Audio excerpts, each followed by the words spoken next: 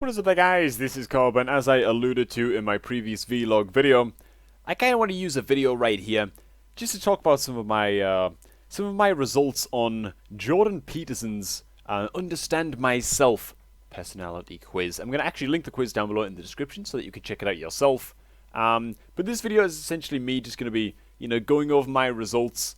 Just talking about what I think about them, whether I agree with them, whether they surprised me a little bit, and whether I have any kind of memories that I suppose I can relate back to these results that think, yeah, I totally am a disagreeable dickhead, you know?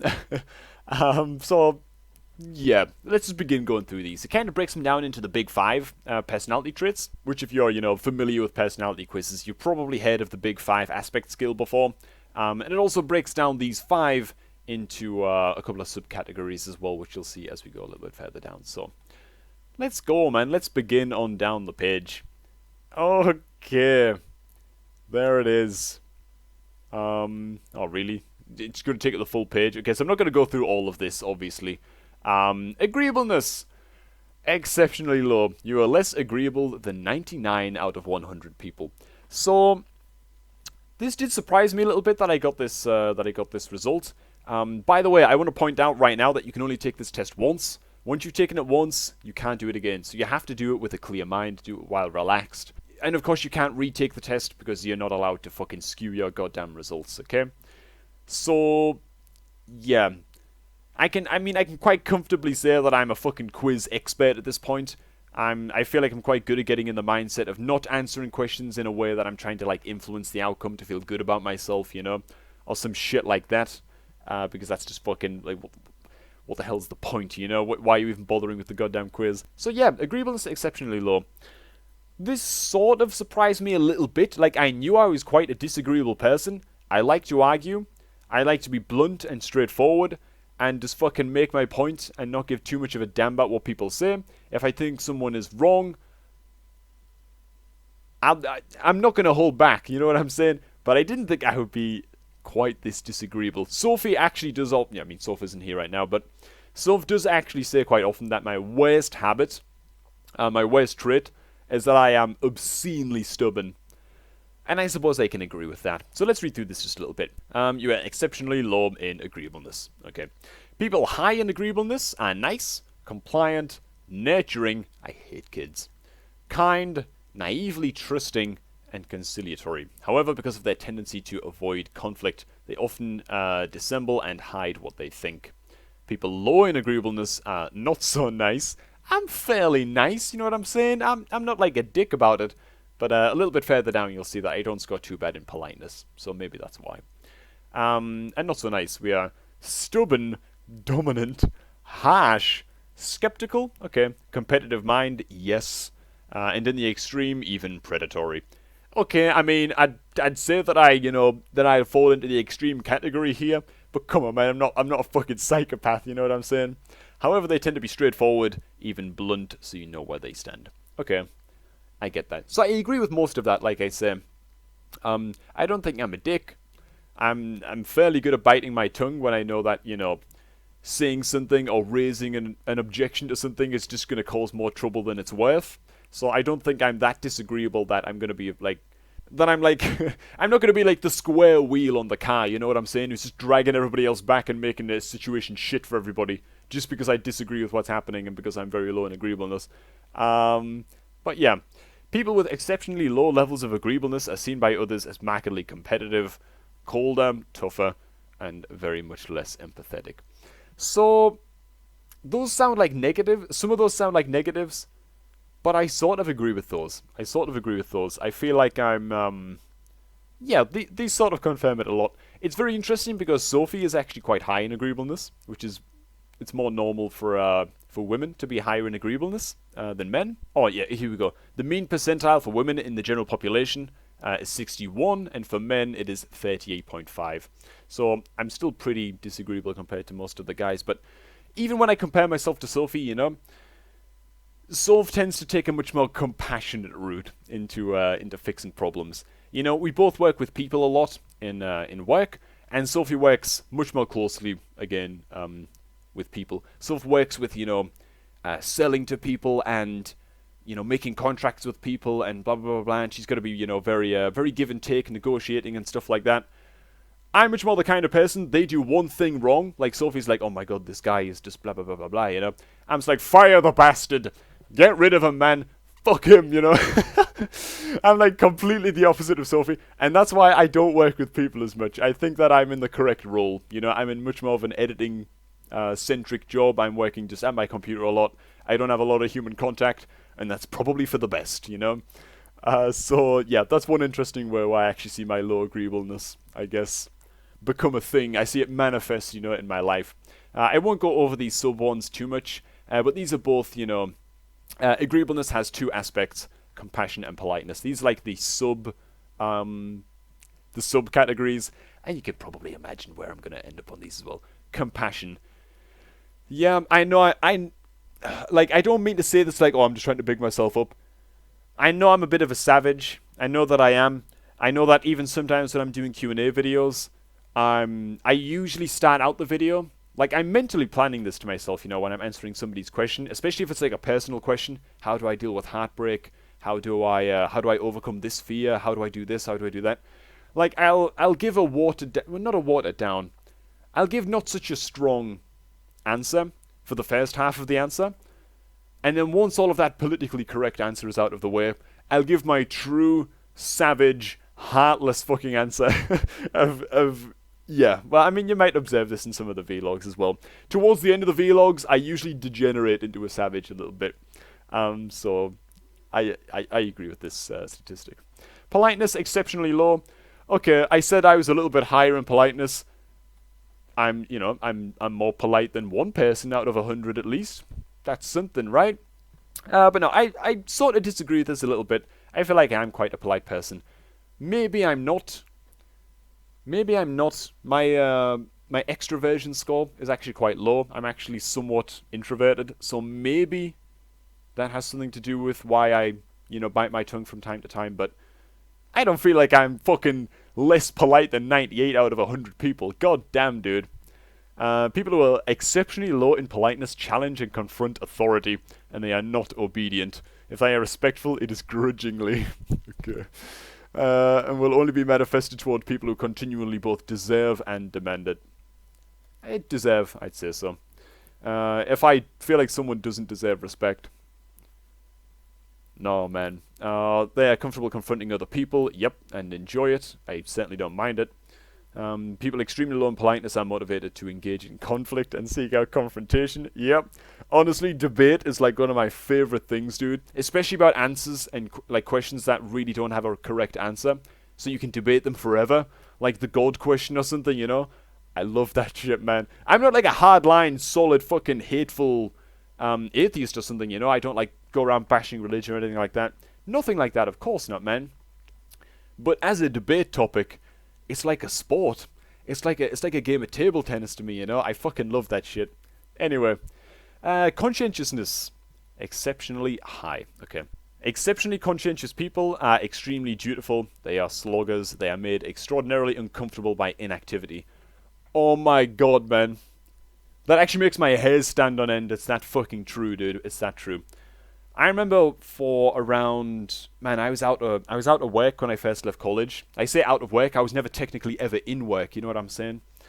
I just didn't have a job. I had nothing to work on for around a year. Around a year went by, dude. And I was so fucking down, dude. I was so down. They work remarkably hard and hate wasting time. Maximum efficiency. That's like my fucking slogan for life, dude. Maximum efficiency. If you're doing something that's inefficient with your time, like, man, if you're cooking and not watching a documentary at the same time, you're doing it wrong. If you've got your porridge in the microwave, you've added the milk to your oats and it's in the microwave, your porridge is cooking, and you're not emptying or filling the dishwasher, or fixing the recycling, or doing something productive, man, and being inefficient, I can't stand that shit, man. I can't stand that shit, which is probably why I feel well suited to what I'm doing now in my job.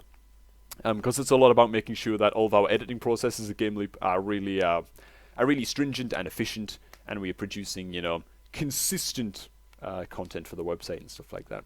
Yeah, more conscientious than 99 out of 100 people. I definitely feel this. I definitely expected this result.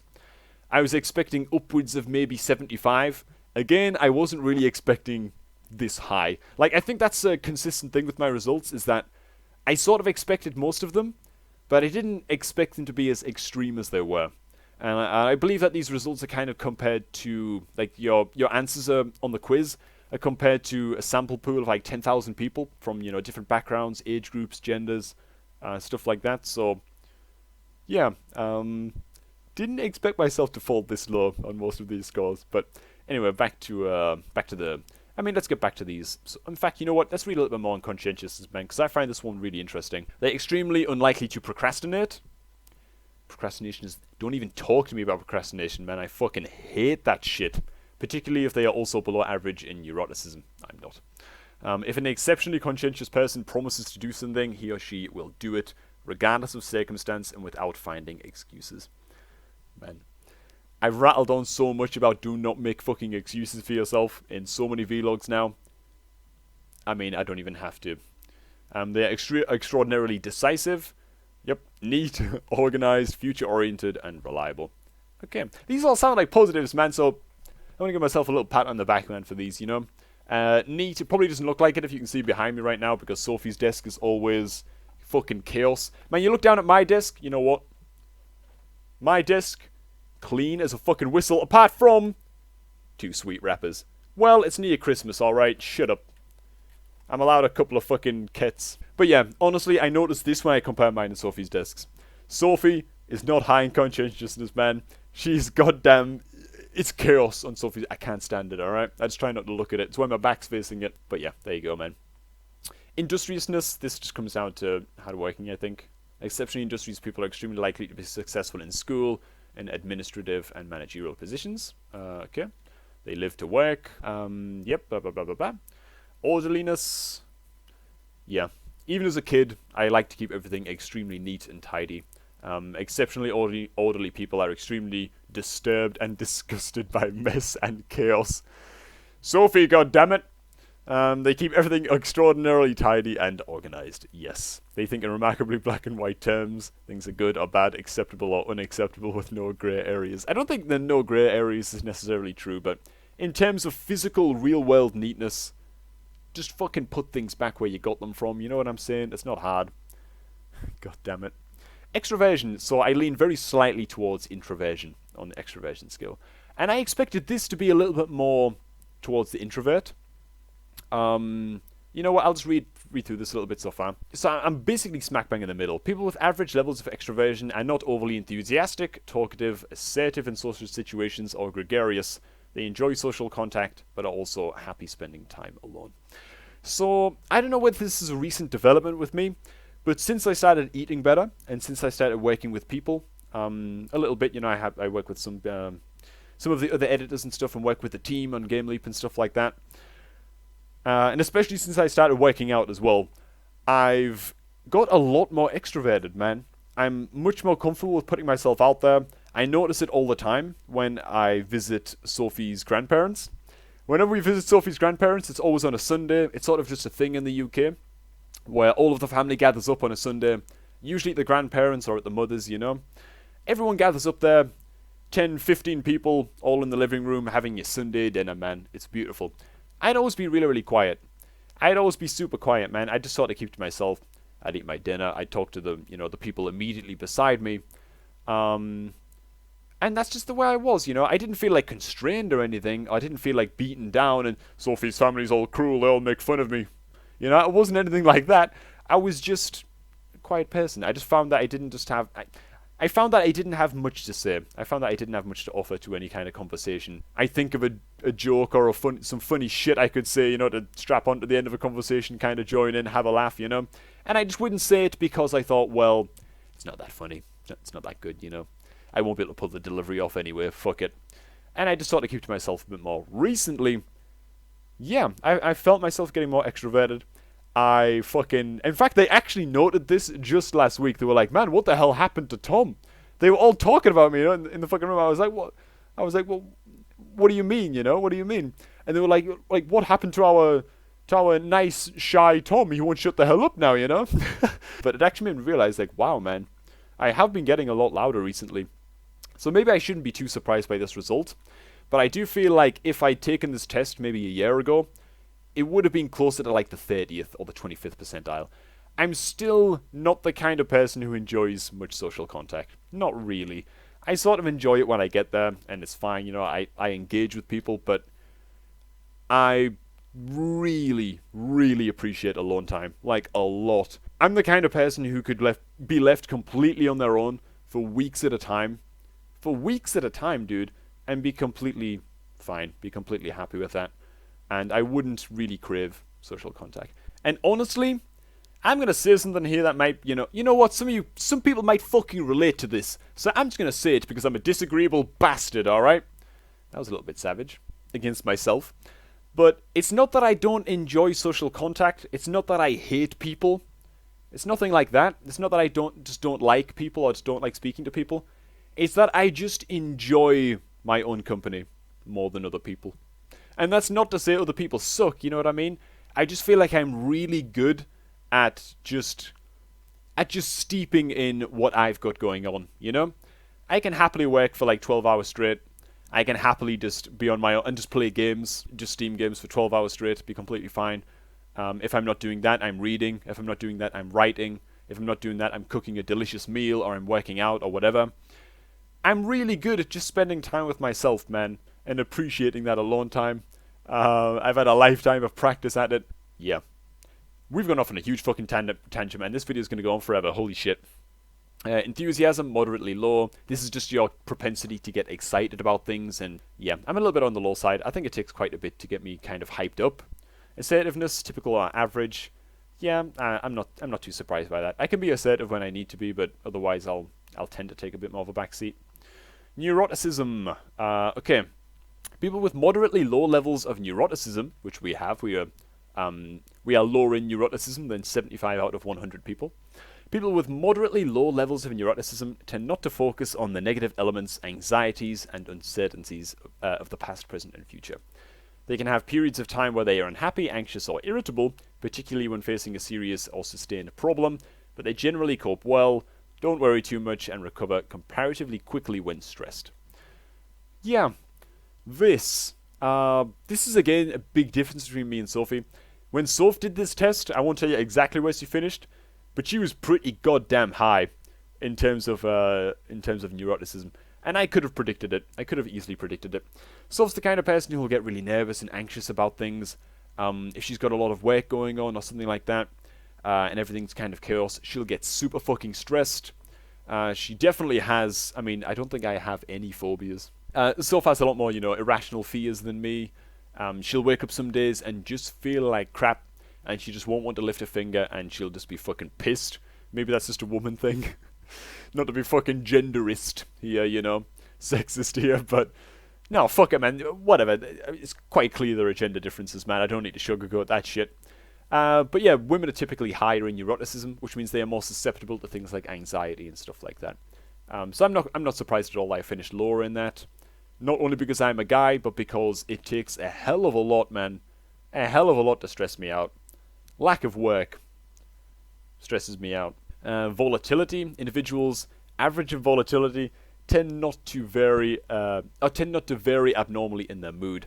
They are not particularly irritable and feel no more than typical levels of disappointment, frustration, pain, and social isolation.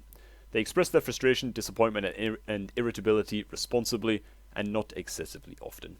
So, yeah, I think that things like volatility, right, kind of decrease from your teenage years.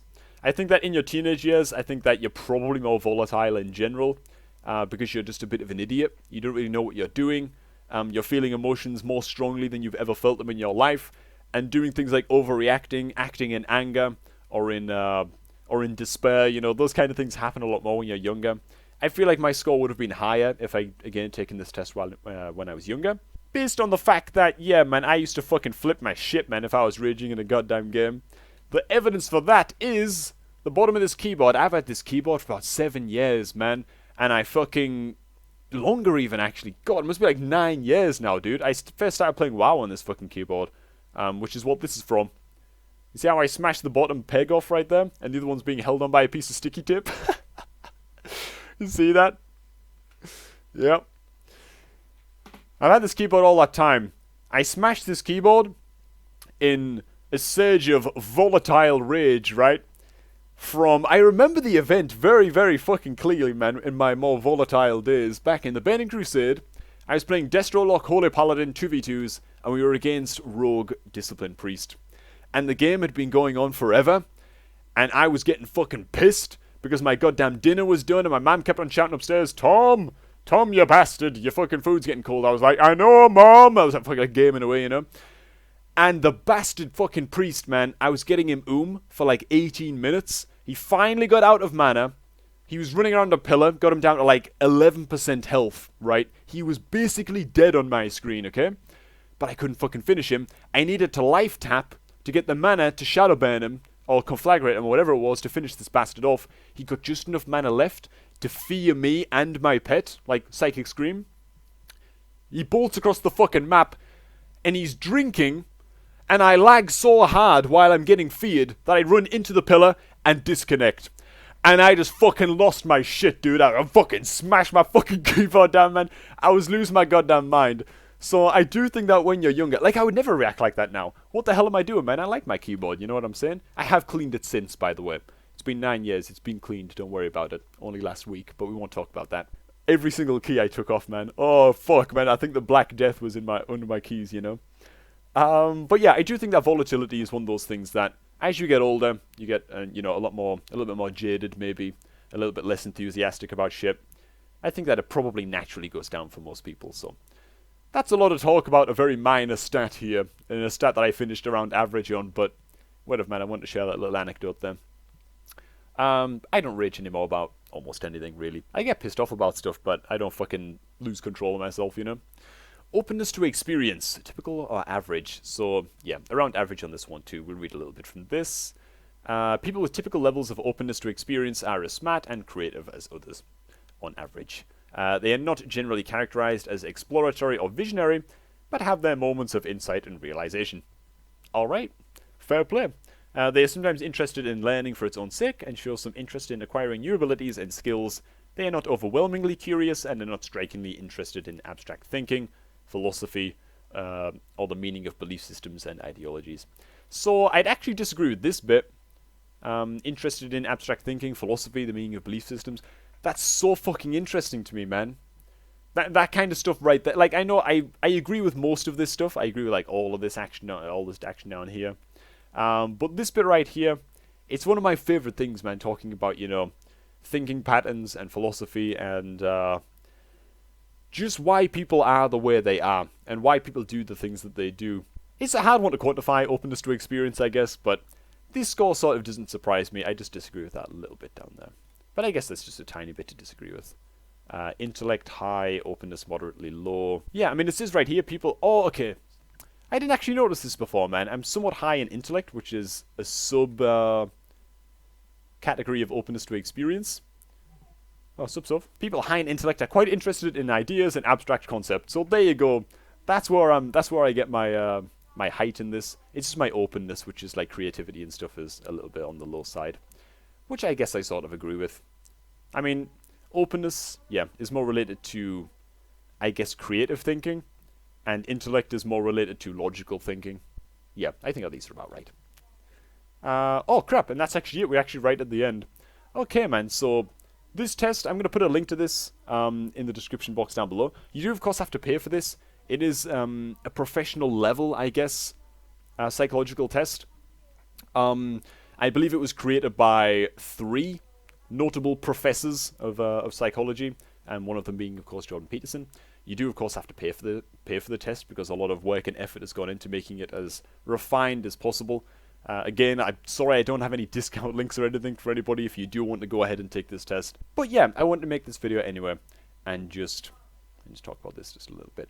A similar test that I've taken that I felt was almost as good as this is the Myers-Briggs test, of which I scored INTJ, which I know is a bit of a meme to score these days. Like, anyone who's well versed in personality tests knows that the Myers-Briggs INTJ result is one of the most sought after personality types to get, which is why I'm a little bit less enthusiastic, I guess, with my low enthusiasm score, to make a video about that one, because, you know, it comes across as a bit of a dank meme. Everyone claims to be INTJ, even though it's like 0.7% of the population of the world or something are really INTJs. I've taken the test 3 times over the space of around 2 years, and every time I've come up as INTJ. Even though I felt like sometimes I actually answered the questions a bit differently, because, you know, I'd grown over the course of 2 years. But I'm 99% confident if I took the test again, even today, I would probably get the same score as well. So maybe I'll do a video on that. Maybe you guys would like to see that as well. And yeah, I mean, I don't really know how to close this video out, to be honest. It feels like it's sort of just come to a head, and here we are. So there you go, man. Thanks for watching, guys. Hope you all enjoyed it for what it is, and I will catch all of you guys in the next video.